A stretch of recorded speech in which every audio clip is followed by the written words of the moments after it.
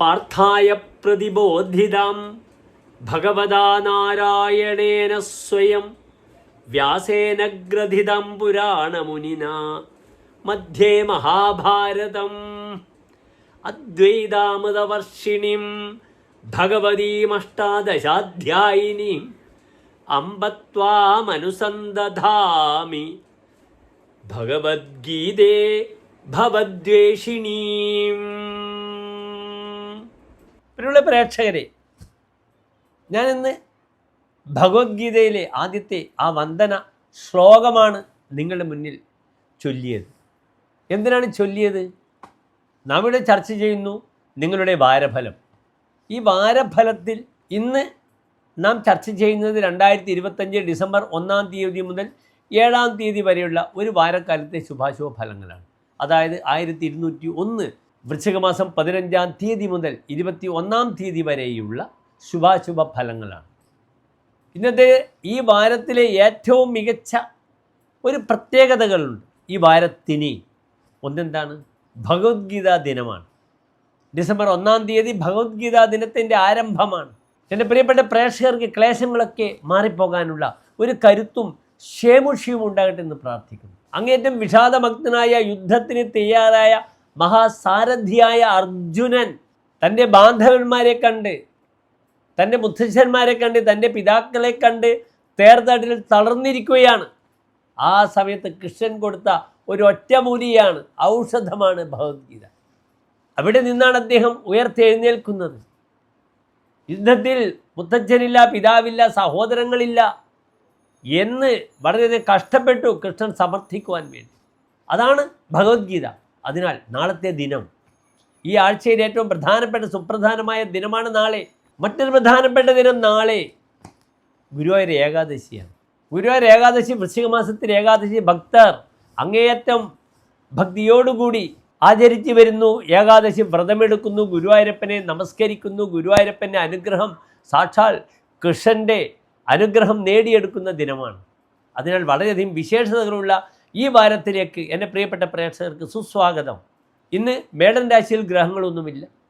ഇടവത്തിലില്ല, മിഥുനത്തിലില്ല, കർക്കിടകത്തിൽ വ്യാഴമുണ്ട്, ചിങ്ങത്തിൽ കേതു, കന്നിയിൽ ഗ്രഹങ്ങളില്ല, തുലാത്തിൽ ബുധനാണ്, 8-ാം ഭാവത്തിൽ വൃശ്ചികത്തിൽ സൂര്യൻ, ചൊവ്വ, ശുക്രൻ, 11-ാം ഭാവത്തിൽ കുംഭത്തിൽ രാഹു, 12-ാം ഭാവത്തിൽ ശനി, ചന്ദ്രൻ. ഇപ്രകാരമാകുന്നു ഗ്രഹസ്ഥിതി. ഇവിടെ 2 ഗ്രഹങ്ങൾക്ക് മൗഢ്യമുണ്ട്. ചൊവ്വയ്ക്കും ശുക്രനും മൗഢ്യം കൊടുത്തു സൂര്യൻ. വ്യാഴത്തിന് വക്രിയുമാണ്. അതിനാൽ നാം ചർച്ച ചെയ്യണം സജീവമായി എന്തൊക്കെയാണ് ഈ വാരത്തെ ശുഭാശുഭ ഫലങ്ങളെന്ന വിഷയം.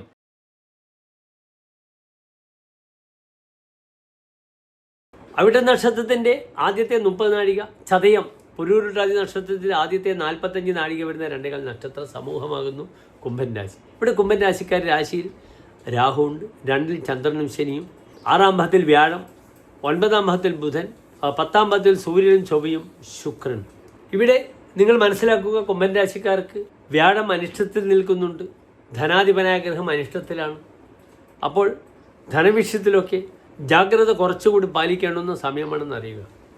ദാമ്പത്യ വിഷയത്തിലൊക്കെ ചില കഠിനതരമായ തീരുമാനങ്ങൾ എടുക്കുക, ഭാര്യാസുഖം കുറയുക, അല്ലെങ്കിൽ ഡൈവേഴ്സിന് വേണ്ടി ശ്രമിക്കുക. കുടുംബേ രതിർ ജായതേ തസ്യ തുച്ഛ, തൻ്റെ കുടുംബത്തിൽ പോകാതിരിക്കുന്ന, ശ്രദ്ധിക്കാതിരിക്കുന്ന ഒരവസ്ഥ ഉണ്ടാകും. അതിനാൽ കുംഭൻ രാശിക്കാർ ഫാമിലി ലൈഫിൽ കുറെ കൂടി ശ്രദ്ധിക്കേണ്ടുന്നൊരു അവസ്ഥ സംജാതമാകുന്ന വാരമാണെന്ന് ശ്രദ്ധിക്കുക. ഇല്ലെങ്കിൽ അനാവശ്യമായി ഈഗോ കാരണം ദാമ്പത്യത്തിൽ അങ്ങേയറ്റം ക്ലേശങ്ങൾ അനുഭവിക്കേണ്ടി വരുമെന്ന് തിരിച്ചറിയണം കുംഭം രാശിക്കാർ. അതിനാൽ കുടുംബ വിഷയത്തിലുള്ള പ്രയാസങ്ങൾ ശ്രദ്ധിക്കുക.